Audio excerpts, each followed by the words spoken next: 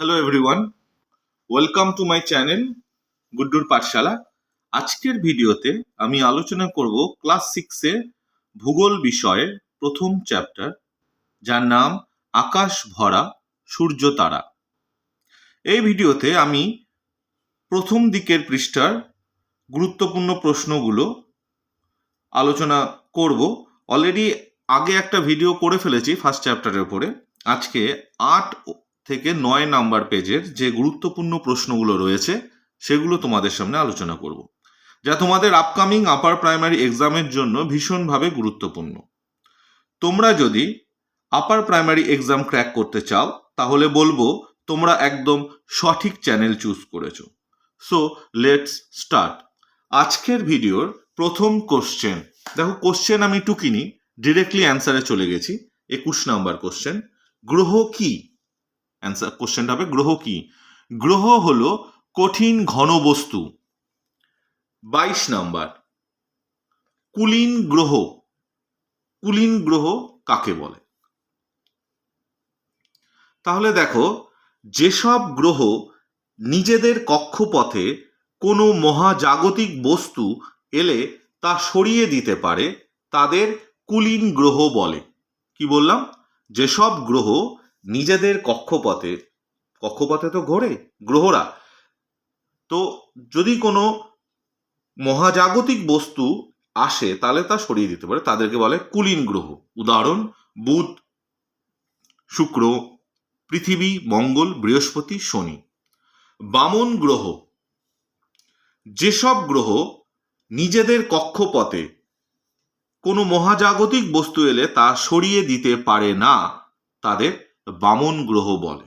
উদাহরণ: প্লুটো, এরিস ও সেরেস। পরবর্তী important question, অন্তস্থ গ্রহ কি? কোশ্চেন মার্ক রয়েছে। দেখো, সৌর পরিবারের ভেতরের দিকের গ্রহগুলোকে বলে অন্তস্থ গ্রহ, যেমন বুধ, শুক্র, পৃথিবী, মঙ্গল।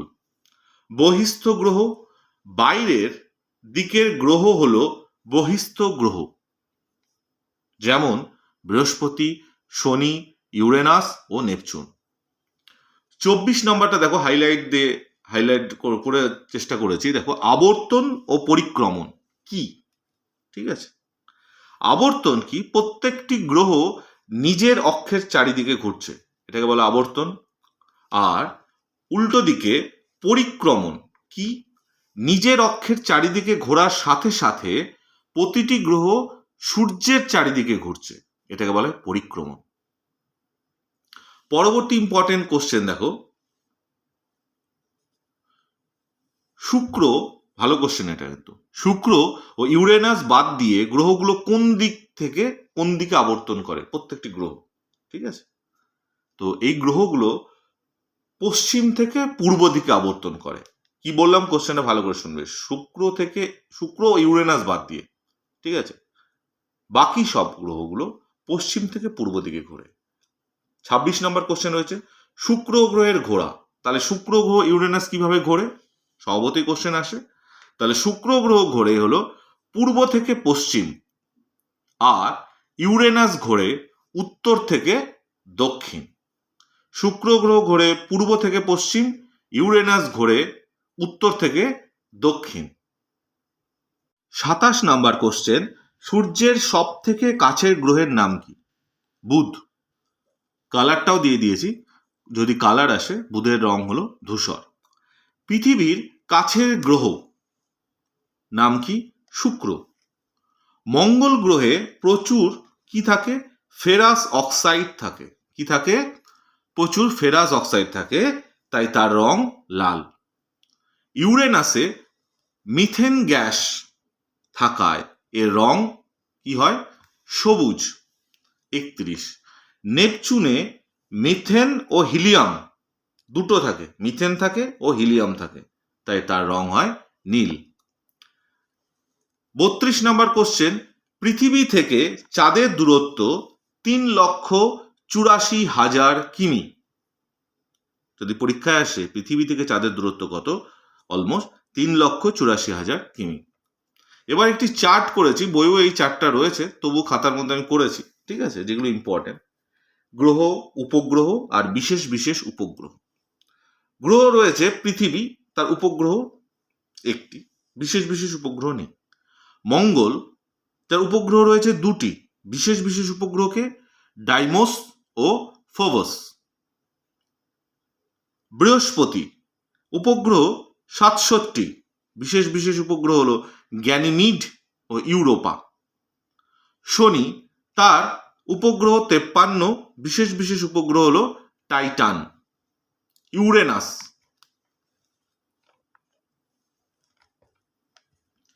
সাতাশ উপগ্রহ, বিশেষ উপগ্রহ নেই। নেপচুন, তার উপগ্রহ 13 আর বিশেষ বিশেষ উপগ্রহ ট্রাইটান। পরবর্তী কোশ্চেন, চন্দ্রকলা কাকে বলে? ঠিক আছে, দেখো চন্দ্রকলা কাকে বলে? অমাবস্যা থেকে পূর্ণিমা, আজ ধরো অমাবস্যা, আবার যে নেক্সট পূর্ণিমা আসবে, আবার সেই পূর্ণিমা থেকে অমাবস্যা, এই চাঁদের আলোকিত অংশের বাড়া কমাকে কি হয়? অমাবস্যাতে পুরো অন্ধকার হয়ে যায়। যত অমাবস্যা থেকে পূর্ণিমার দিন এগিয়ে আসতে থাকে, যেদিন পূর্ণিমা হয় সেদিনকে কি হয়? সবচেয়ে চাঁদ আকারে বড় হয়, চারিদিকে আলোর পরিমাণটাও বেড়ে যায়। আবার যখন পূর্ণিমা শেষ হয়ে যায়, আবার যখন অমাবস্যার দিকে যেতে থাকে, তখন কি হয়? যে না, আলোটা আবার আস্তে আস্তে আস্তে আস্তে কমতে থাকে, একটা সময় কিন্তু অন্ধকার হয়ে যায়, আমরা বলে আছি মনে হয় অমাবস্যা, তাই না? তো এই যে বাড়া কমার অঙ্গটাকে বলা হয় চন্দ্রকলা। 35 নম্বর, চান্দ্র মাস কাকে বলে? একটা পূর্ণিমা থেকে আরেকটা পূর্ণিমা, ঠিক আছে, মাঝখানে কোনো অমাবস্যা নেই কিন্তু, একটা পূর্ণিমা থেকে আরেকটা পূর্ণিমা, এই টোটাল পূর্ণিমার যে সময়টাকে, এইটাকে বলা হয় চান্দ্র মাস।